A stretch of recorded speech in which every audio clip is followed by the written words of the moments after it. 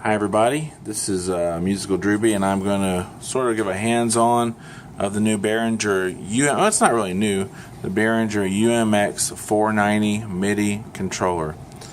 I originally got this thing because I have a Yamaha S90XS whoosh, over there, and I like playing it. It's weighted. But you know, every now and then a keyboard player likes to get some synth action keys, and I'm going to tell you something. I am really impressed with the action. It does not feel cheap at all. It's a great feeling keyboard for sure, and it is just that. It's a MIDI controller. It's not a synthesizer. It doesn't have a tone generator built into it. So you would have to obviously have a tone generator or some VST plugins, something to get your sounds and patches from. But I'll start over here. It basically has a pitch bend wheel, modulation wheel, both which can be assigned to any continuous controller number. Also the slider, which is default, it's volume, but it can be assigned to any controller. And you have your octave shift, reset, which comes in handy, especially when you only have 49 keys.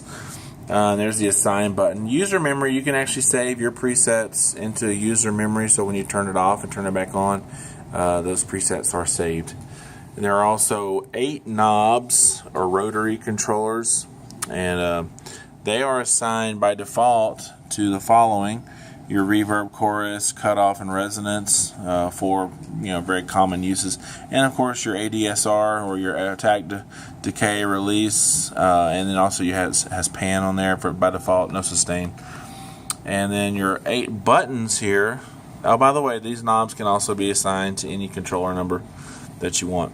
The buttons can also be assigned to any controller. Not only that, but the buttons can also be assigned to octave shift, transpose, your program changes, and to any continuous controller number, which is very handy. And as you can tell, the keys represent what you can assign them to, what channels. You have channel 1 through 16.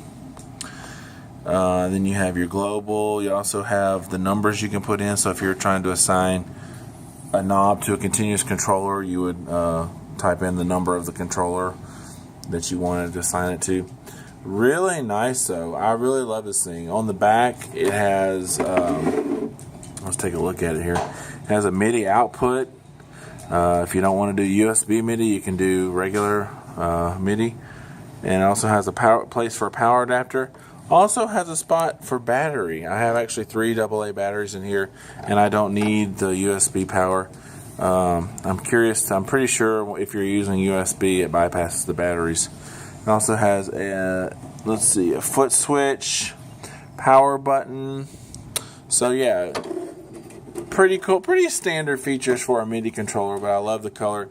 I also love the knobs. The knobs just feel so good. Oh my gosh, they feel so good. These knobs feel great, and the keys feel really great. The Behringer also comes with this. This is a little audio interface for your computer, and it has a stereo input, stereo output, on-off switch. It has a headphone jack, which I have running to my speakers right now. I'm not actually using the RCA outputs. It also has a optical output, which is really cool if you're into, if you use optical speakers, optical outputs, whatever. Really nice. It uses the driver it uses for low latency is ASIO for all, which is pretty standard. I believe it's a free driver that's readily available. I've had a lot of good success with it. So let me just kind of show you. I've got a software synthesizer up here.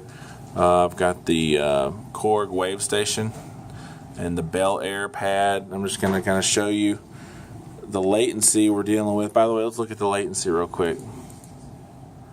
In the preferences, I've got about 6 milliseconds of latency, which is about a 256 sample buffer size. So let's go ahead and play a little bit and see what it sounds like. I'll show you my finger so you can see the response time from when my finger hits the key to the actual sound coming out.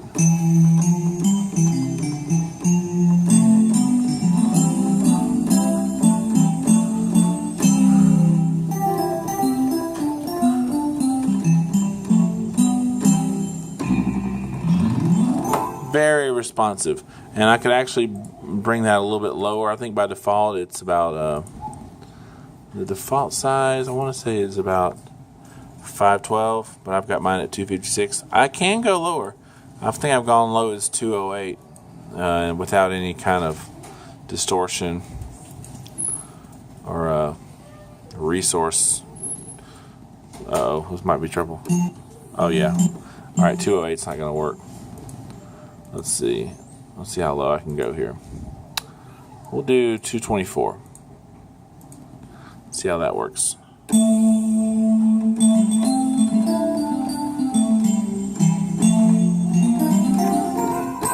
Works good. Works really good. So yeah, if you're running, I guess my computer is a Pentium i7, one of the newest i7 processors, 8 gigs of RAM. It's a really good computer. Not the best of the best, but it's pretty good.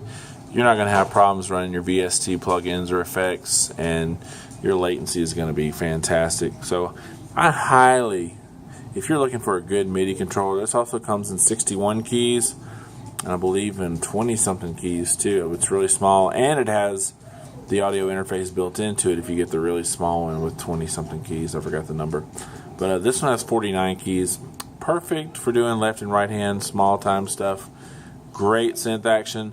Knobs are heaven. I love the ability to assign anything to anywhere. Great latency.